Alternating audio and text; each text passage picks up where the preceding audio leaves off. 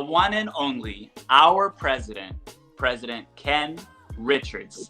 Let's go ahead and bring him in, Seema. Hello, President. Hello, sir.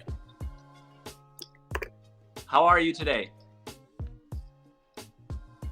Oh, you're mute. Hold up. Oh, my. I got you. I unmuted you. Sir, you're on mute. Yes. Thank you for having me. It's a great opportunity to be here. And I understand that your goal was to raise the age limit and lower the dance level. So that's why you brought me. Is that correct? No. Sir, no. No, sir. No, sir. You wanted to raise the average age. Okay, good. Okay. Thank you. I'm honored to be here with all this talent. Let's get right into it now. As president, as president of our federation, USA Dance, what would you say is your biggest responsibility when it comes to international relations? You know, the international relations is always a big question. It was a big question during the election for my position. The balance is what's important for all presidents of the federations to strike, right? So we have to, of course, support our home country, our home federation, but we have to recognize that we do that in a brotherhood with the 92 other member countries that make up the WDSF. You can't excel unless everyone excels, which is a beautiful thing about a dance partnership, right? The boy or the girl doesn't get better unless they both get better. So the USA, I think, should play a role to help, from our perspective, guide, work with, educate, and I think that from my past years of experience, where I was actually inside the presidium of the WDSF, one of the things that I learned firsthand in participating in those international meetings is, because English is the primary language that the WDSF conducts business in, many countries are not that comfortable. All of the documents, all of the materials, everything is produced in English, and in some respects, an interpretation of English, maybe from a group of Swiss lawyers or a compilation of different people. And sometimes they don't understand in other countries what that might mean. And one of the things that I always did was try to sort of hold the hands of my, fellow presidents in different countries and say, you need to understand what that new regulation means, or you need to understand why that's good for you or why that might be bad for you, and play that somewhat consultative role that I think that we can play. And that's important, again, and to grow the federation and grow dance. We're all doing this. We don't dedicate the time and the volunteer effort without a love for the sport, and we all want to see it do better. So I think that's really the goal. Great, thank you so much, Ken, for that.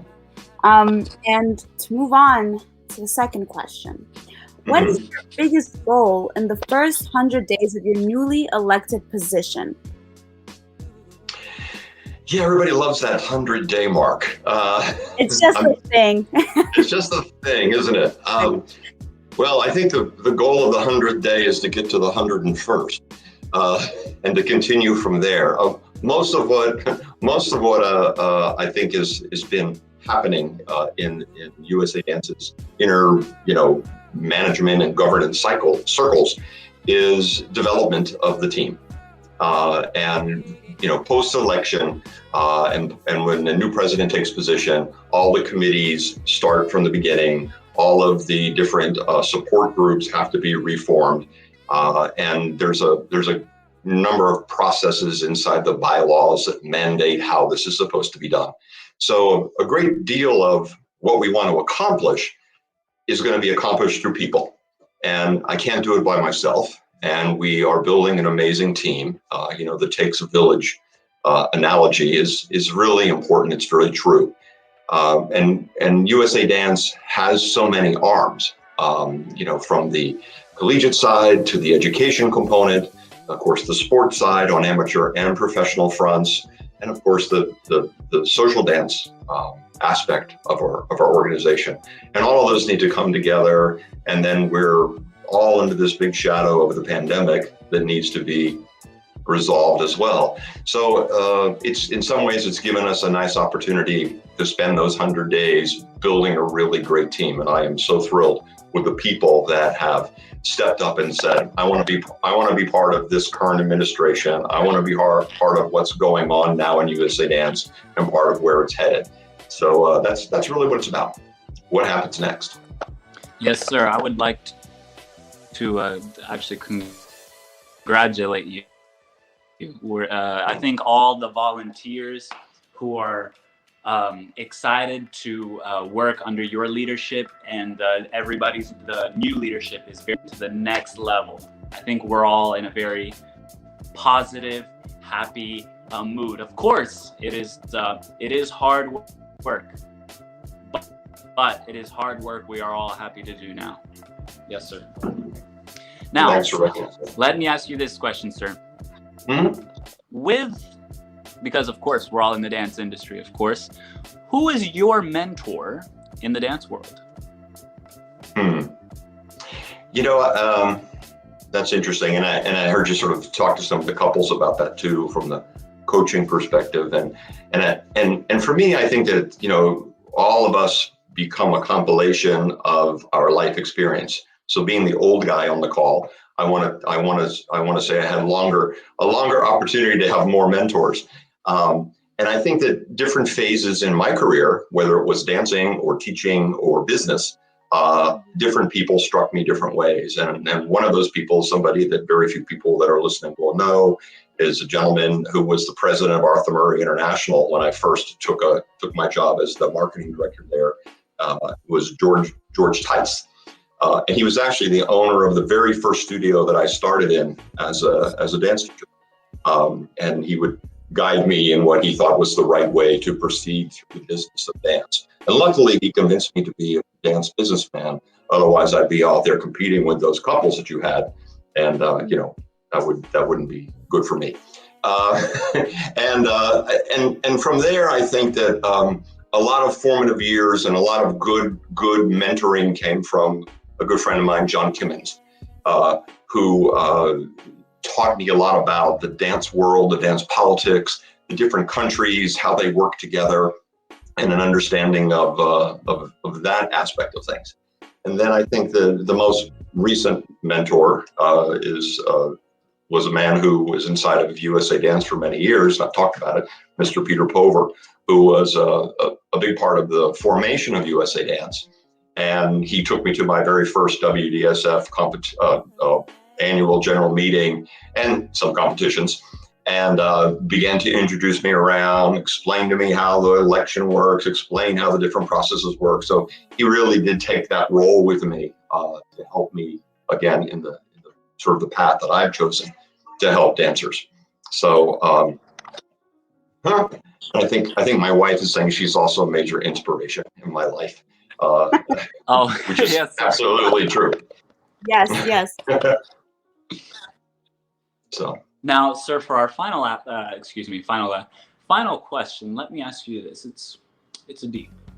What legacy? All right, we've been talking a lot about legacy during this marathon. So let me ask you this. What legacy do you wish to leave on the Federation of USA Dance as president?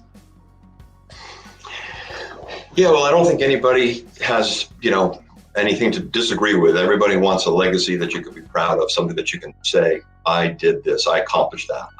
I'll borrow a statement, politically correct or not, from the other president from Delaware, which is the Build Back Better kind of idea. And I think that the idea is to bring USA Dance back in many ways, and from the fact that it has gone down, and that's not a secret, in its membership. So bring back this membership, but also build all of the initiatives in a much stronger way, especially through education, because in many ways that hasn't happened.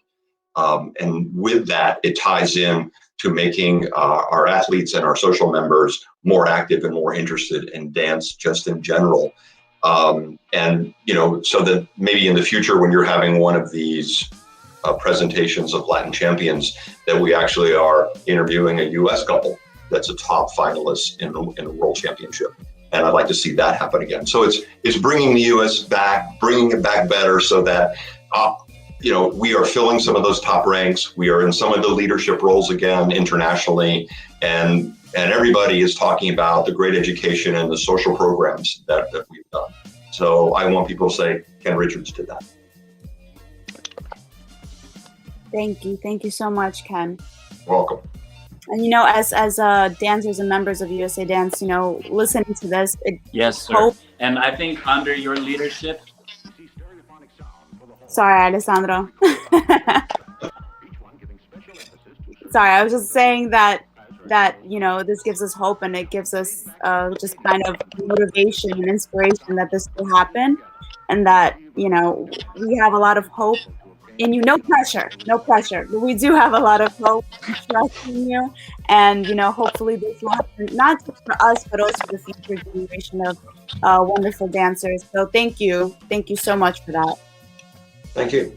Thanks for having me and letting me it was tell that story.